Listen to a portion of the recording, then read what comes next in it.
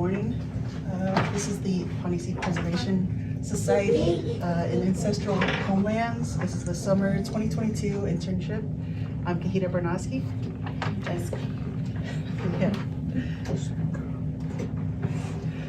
All right, so we spent the summer at the Crane Trust in Wood River, Nebraska with about 7 other young scientists that were working for the Crane Trust. And we attended meetings with the occupants and the other staff of the Crane Trust throughout the summer and got to be kind of a part of their environment at the Crane Trust. While we were there, we got to jump on some of the surveys that the other occupants were working on and the other staff were working on. And we took data on some of the insects and animals and plants that they were studying there as well. And one of the cooler surveys that we got to work on was this moth survey, where we went out in the middle of the night with the other occupants and collected moths with them and helped them count and identify the moths. And in that survey, they identified 10 new records in the state of Nebraska. It was pretty cool.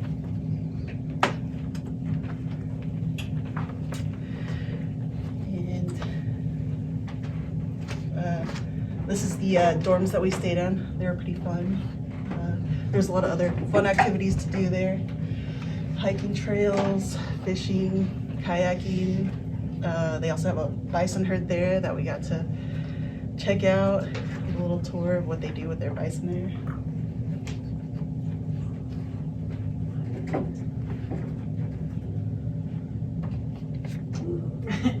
So our main projects was the Corn for Cranes, our plant medicine catalog, and then Kahheetah was teaching all of us how she does her data collection on the corn gardens up there. So what is the Corn for Cranes? That is our first project that we worked on. And first, let me tell you why cranes. So according to the Crane Trust website, each spring, more than 500,000 sandhill cranes gather on the Platte River Valley during their northward migration. Sandhill cranes have been making their migration for thousands of years. The Platte is a staging area where the cranes stop to rest and replenish energy reserves before continuing on their nesting grounds in Canada, Alaska, and Siberia. It's the only major staging area for sandhill cranes migrating north. While on the Platte, cranes spend their days in the fields near the river feeding on waste corn, invertebrates, and plant tubers.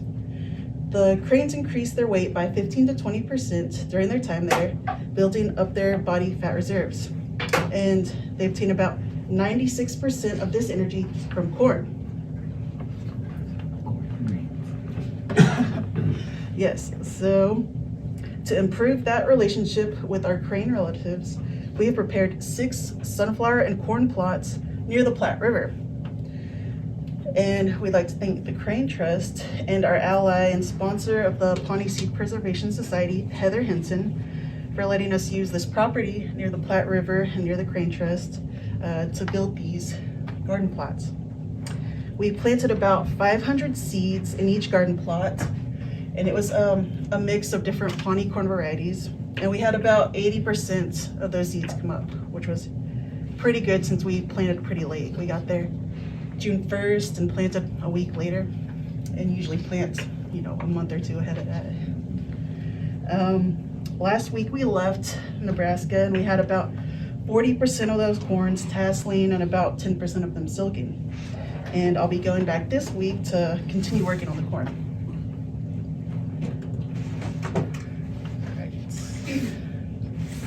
So we had no-till, we had 2 no-till gardens where we basically just stomped out this area right here. This is just us, I think the day that we were planting, and then the top one is them getting the beds ready. We turned it over, tilt it over. And I don't know, I think us measuring out our garden plots. We had a water issue going. They didn't have a well or anything out there ready for us, so we had to have a tank come out there about every few days. But we got through it.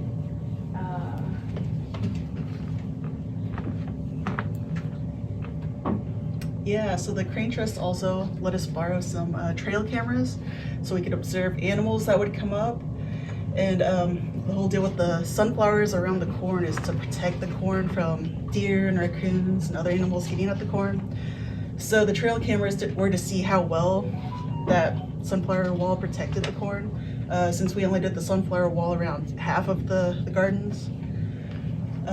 So yeah, the cameras caught deer, obviously, munching on the corn. We also tracked any signs of animals in the corn plots, like tracks in the dirt, chomped on corn plants. Does those deer, do they eat the corn plants? Yeah, they really like the corn. The cameras caught like any movement, so they obviously caught us watering every day. And it's super windy up in Nebraska, so to also protect the corn that we grew, we put up some twine walls to sturdy the corn. All right, the next project that we worked on this summer was the Pawnee Plant Medicine Catalog. And this was a collaboration between the Pawnee Tribal Historic Preservation Office, the Pawnee Seed Preservation Society, and the Crane Trust.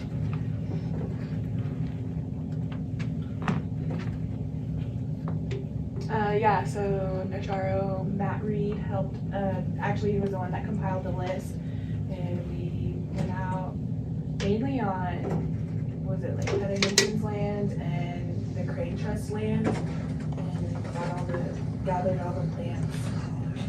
Some of them are up here. I think that this project could have been like something that we could have concentrated on like solely. It was a lot of fun and it was a lot of research. Yeah. So that's just an example of the Crane Trust, their plant catalog. They let us look through it to see how we wanted to do ours. And this is just examples of us first learning how to tack everything down, glue everything down, and then the homemade press, and then getting the plants ready for the press. All right, the other major project that we worked on this summer was collecting data for the corn growing in Nebraska. And it's a project I've been working on for 5 years now with the Pawnee Seed Preservation Society.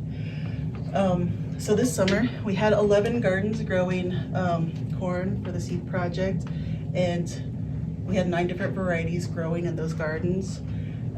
So far this summer, we got to go to 6 of those gardens and collect data with the interns. And we only got to 6 so far because you have to collect the data when the plant's at a certain stage. So we had to wait till just a couple weeks ago to go collect that data. All right, and to collect this data, we wait till the plant is about at 50% pollinating and 50% silking. And that really varies by the season, by the land it's grown on, and by the variety of corn. So that's why it takes a bit of estimating to figure out when to go document these corns. We measure and document many parts of the plant, like how tall it is, how many tillers it has, the color of the silks, the color of the tassels, how many leaves there are, the width of the leaves, the length of leaves. There's like about 7 pages of data worth that we collect on these plants in each garden. And What part of, where does that corn pollen come from? I the noticed the Navajos, they use that corn pollen, they have ceremonial use to it, and you know, they introduced me to it, but I never did know how they got that. yeah, it comes off the very top of the corn plant at the tassels. So a bunch of little So pollen there's a falls out certain there. time of the Yeah. growth that you get that? Yeah, and modern corn today has been like modified genetically and through breeding. So that always occurs the same time every year, and it happens, you know, silking and pollinating at the same time. Because our corn isn't, you know, obviously modified or anything, that happens at different times. The pollen might happen first, and then the silks will come in 2 weeks later, or the silks will start growing, and then the pollen will come 2 weeks later. Like I said, that all depends. Have you seen any changes in your 5 years in that? Yes, I have. What are the changes you've seen? Well, we've been getting all this data in order to better strengthen these varieties and control how we are breeding them. So we pick out the best seeds that we find from the best plants, and that will, in theory, grow a whole batch of good seeds and good plants. And so we've been doing that every year based on this data. And yeah, we've seen stronger varieties, and we've even seen new varieties that we haven't seen in generations come out of these corns. So the documenting has been pretty cool.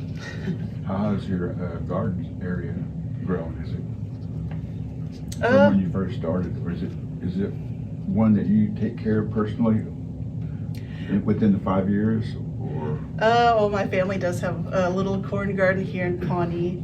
But yeah, I spend the summer in Nebraska. Right. Yeah, helping these other Nebraska gardeners grow the corn. Yeah, and they're like the same that people have here, little garden plots. Some have been bigger throughout the years.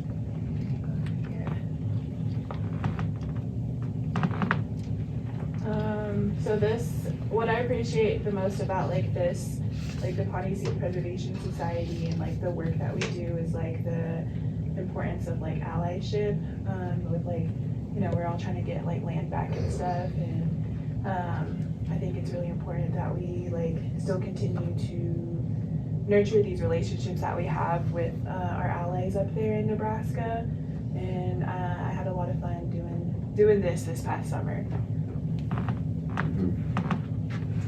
So we got to go check out a few things, a few cool things actually this summer. One, we went to the lynch site with Carlton Gover, and so we actually see Matt Reed there.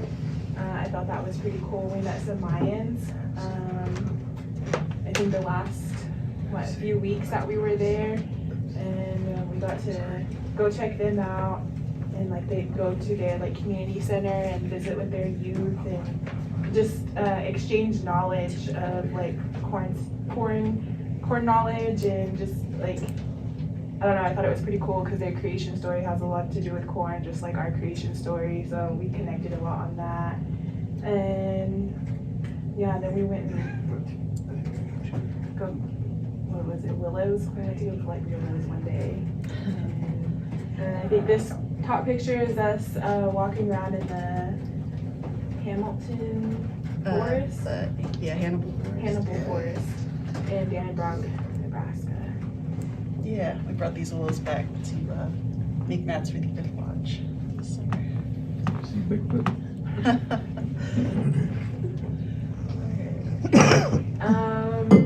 Just a few suggestions for next summer if this pilot program is to happen again. I would start recruiting and advertising for this maybe earlier in the spring, just because college and high school students are already starting to plan their summers and get I don't know, but and then when I first started out in this, we did rotation style. Remember, we had 2 each month, and I think that would maybe work a lot better because it's a lot of dedication to stay up there the entire summer. I think the expectations and duties of the interns should be clearly outlined from both the Crane Trust and for us here, for the chiefs and what the Seed Project wants. And then just like I mentioned earlier, I think that the plant catalog, if there, we didn't get it all complete, but I think that could be a sole project for just 2 people to concentrate on, because it's a lot of work and it gets hot up there sometimes. So, but yeah, that's all that. Yeah, I think we got through 60 plants on a list of over 200 plants that we got cataloged. But yeah, I would like to thank you all for this opportunity. We had a great summer, and we learned a lot. Like she said, this was a pilot program. We had 2 interns underneath us, but those rotated through the summer, and we ended up having 5 different interns throughout the summer. And like she said, next year, if this happens again, hopefully in the future, that's kind of by plan and by design that the interns rotate through in the summer. But yeah, we hope it continues and there's more Pawnee projects for us to work on. Thank you. Thank you. Guys, any questions? What are you gonna do with your pressed plants? Well, we brought them back to Pawnee. They need to be stored in a cool, dry area, like in the presentation they have. There's in a metal file cabinets. So there's only about 2 or 3 folders on top of each other. So they need to be stored here somewhere. Is this the only one that's framed like that? Yeah, they let us press our own. So yeah, that's what I took home and pressed myself and framed. Yeah. Matt, we did this for you, so the question should be, what do you want to do? Yeah, what do you want to do with them?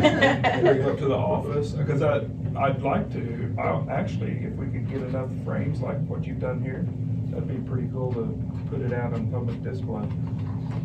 Yeah, they're really cool to look at. If you guys have time afterwards, Yeah. we have a bunch of folders we can get out. All the And best I've got ones. another list for you guys here too, of some traditional plants that are actually here in Oklahoma. On some of our allotments, so it might be a way to branch out, thinking ahead and about growing. Yeah, we learned everything how to press it when we were given a professor, so. A true Barnoskie talent making frames. Also, I like the idea of planting the corn for the cranes. Yeah, Good. yeah, it'll be cool to see if they Oh, enjoy it more. so what was that? What'd you learn from the crane plots? Well, like I said, the corn is still pretty immature. It's really small still. And we're still going through the trail cameras right now to see, how many animals went to which plots. So yeah, we're still going through all that data right now. So when's their migration? When will they be landing there? Do you know? The big migration is in the end of February and the middle of April. But they do trickle through in the fall. It's just not as big of a migration in the fall.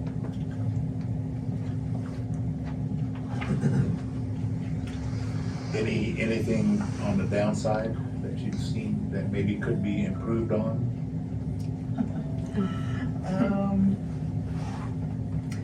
And I guess Don't be afraid to, just go ahead and say it. more of an orientation before this all starts would be nice. We kind of just got up We just there. got thrown in. Yeah, and we're like put to work. We Yeah. we kind of had to figure this all out as we went. So we didn't even know where to plant the corn or. Yeah, and anything. like their whole thing is they're conservation, but they're also obsessed with cranes, obviously. So we didn't understand that obsession, and that everyone just kept talking about it, but they didn't tell us or show us. So that's something that we were talking about. Was I think that because as Indian people, we all we like to have a meal and sit down and visit, and I think an orientation like that with the Crane Trust people would have been nice to get familiar with each other, since we'll all be living and working together. So yeah. Did you guys have any tornadoes that affected the corn? Yeah, the storms up there were different. Yeah, they're really Yeah, we'd be working and see clouds way off, and 5 minutes later they were on us and thundering. And yeah, there was a scary tornado at one point this summer that I had to drive and get out of. So yeah, just kind of teaching other interns that go up there beforehand how different it is in Nebraska to prepare them would help them, I think, stay longer. So how many do you think a good crew would take for this program? And then the other question is, are you two planning to go back next year to continue to be part of the intern program to see that transition, or just one of you, or how that, or split it? Yeah. Split it long. Yeah, I'm interested for sure to see if Yeah. this same program happens again, since I went through it the whole summer. know what to expect. How about the interns that you had? Is there interest in them continuing the program? Not sure. The last two, the younger ones, I know one of them expressed that they were really interested and they like had like a really good experience up there. So yeah, that was like also like our thing too is like I kind of want to, I don't know, like I like I guess like kind of like mentoring, I guess, and just like nurturing that like interest in like the corn and stuff, like that part of like that's like kind of like what's being part of being like a Pawnee, I guess. So yeah. Would I be out of turn and making a comment about you asking if there's something that could be done? The point is, you had some farmers in Nebraska who've been very generous with their time. They put a lot of effort into growing some of the Pawnee seed corn and have a very good relationship with Debbie and yourself and all these other folks. But I'm not aware of any return or any show of gratitude by the Pawnee tribe or recognition towards those farmers. And I'm sure you're not aware of it, but and they've never asked anything, I don't think, but it would be a very appreciative thing, I think, by the farmers for any kind of recognition or appreciation by the tribe. They've done a lot very quietly. Yeah. I agree with you, yeah. In my 5 years there, I've gotten to know like a lot of the same farmers grow for us every year, and I've gotten to know them. They know me by name, and we message each other throughout the year. Like my dad's come up a few summers to help me, and they've taken us out to lunch every time, and they really take care of us every summer. And like you said, they really don't get any thanks or anything. Just us coming up and checking out their gardens and helping out once in a while. Additionally, some bulkheads. At least, yeah. I got a question. When you guys came up to Lynch, like what was your impression of all that? I'm curious. Of the Lynch site Yeah. or Just in general, everything. I really enjoyed the Lynch site. I just thought that was pretty cool. Just to see like a real archaeology site. Like I thought that was pretty cool. And then just the conversations that we had afterwards, I really liked that. And just like listening and learning to like what you guys had to say, like you, Carlton, and Aaron and stuff. That was pretty cool. And talking to like the other students. Yeah, just sharing knowledge. I really appreciated that. Yeah. And I went back 3 times to take her back and our other interns, so I thought it was pretty cool. Oh, I didn't know you went up there, so what'd you think? It was really cool. I've never seen an active archaeology sites. It was really cool. There's like 50 people in this whole, like, you know, their little chisels and brushes digging out artifacts. And I didn't think there'd be that many artifacts. They're just like everywhere, all around this little hole. It was really cool. And they had lots of plants up there too that we couldn't find at their grain trust in the river. Yeah. So Yeah, we spent the afternoon walking around the fields around the archaeology site looking for other plants to find and press. It's fun.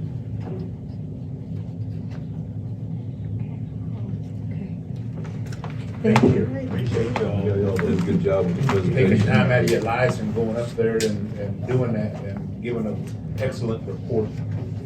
Thank you very much. Okay, so I'd like to add a little bit and thank the tribe for filming this today.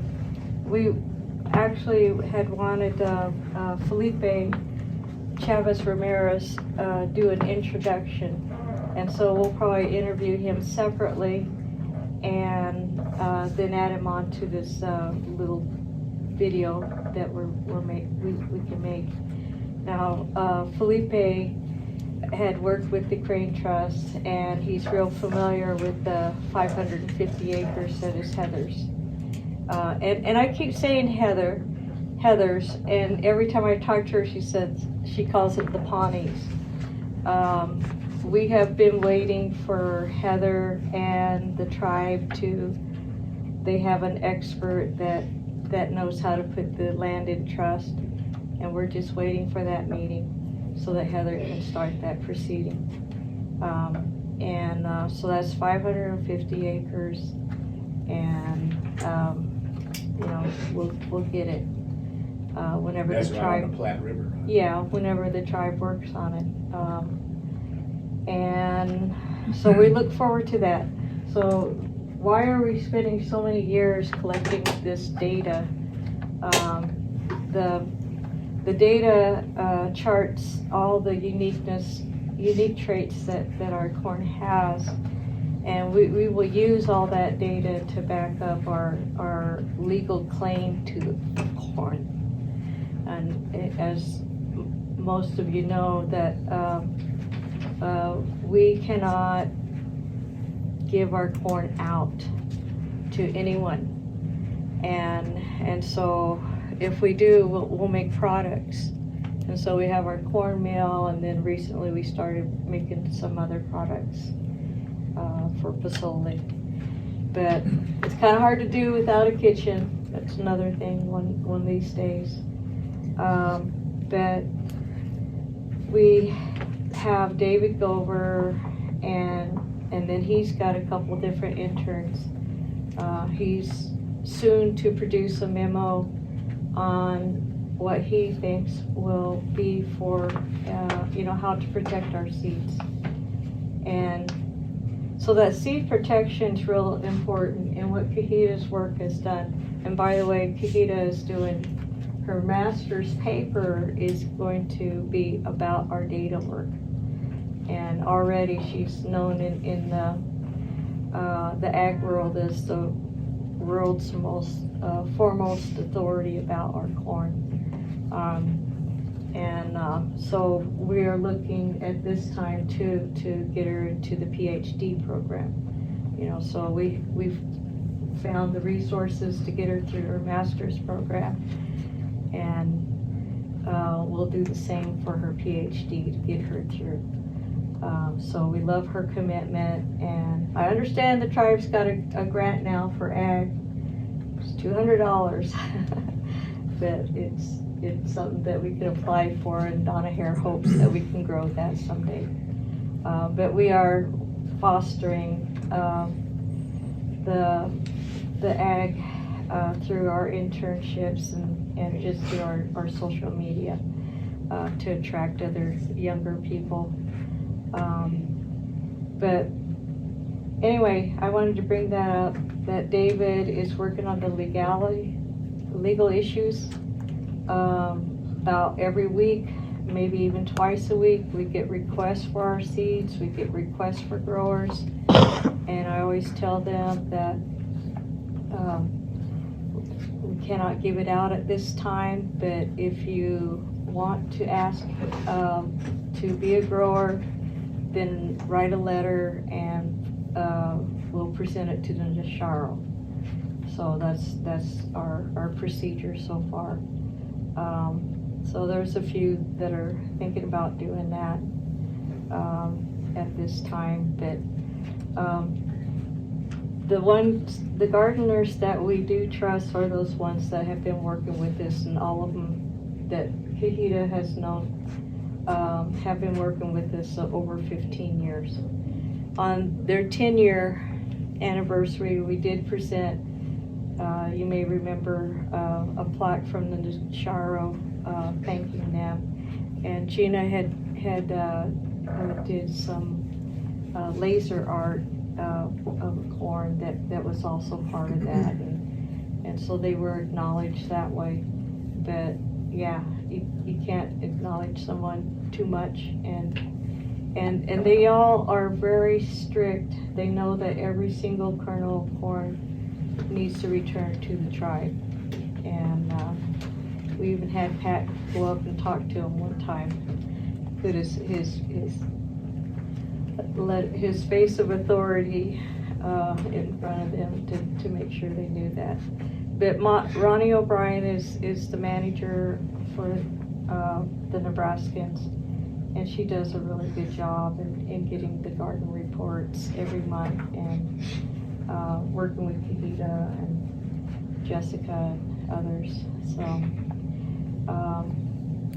that we're getting ready. I haven't even told Kahheetah this yet, but we're getting ready to go on behalf of Land Use Committee, go up and look at another property that was donated to the tribe, and so we're working with Jennifer on that to take a look at it. But that's it. If anybody has any further questions. Okay, thank you. Thank you, guys. I don't have any questions, but I want to thank the young ladies for doing all the work that they've been doing.